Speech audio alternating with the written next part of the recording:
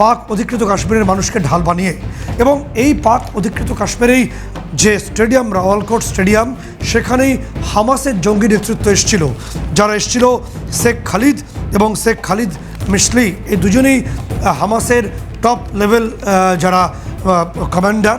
এবং যে ছবি আমাদের কাছে আছে, যে ছবি আমরা পাচ্ছি, যে এখানেই আইএসআইয়ের সঙ্গে এই হামাসের গোপন বৈঠক হয়। এই পেহেলগাঁও হামলার সঙ্গে হামাসের যোগ আছে, কতটা আছে, কিভাবে আছে, তা তো আমাদের এনআইএর তরফে তদন্ত হবে, উঠেও আসবে।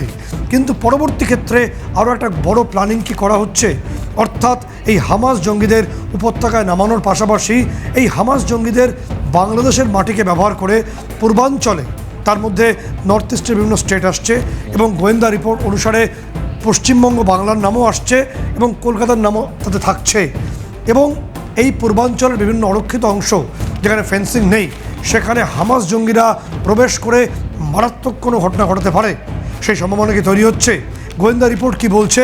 বিভিন্ন সোর্স গোয়েন্দা রিপোর্ট নানা তথ্য ইতিমধ্যে জানাচ্ছে। খুব সতর্ক হওয়ার প্রয়োজন, কারণ পূর্বাঞ্চলের বিভিন্ন সীমান্ত এখনও পর্যন্ত কিছুটা অরক্ষিত বলেই অনেকে মনে করেন। ফলে সেই সমস্ত অংশে এই মারাত্মক দুর্ধর্ষ জঙ্গি গোষ্ঠী হামাসের অনুপ্রবেশ হলে মারাত্মক ঘটনা ঘটবে। কলকাতাও সেই আশঙ্কার বাইরে নেই বলে গোয়েন্দাদের একটা বড় অংশ মনে করছেন।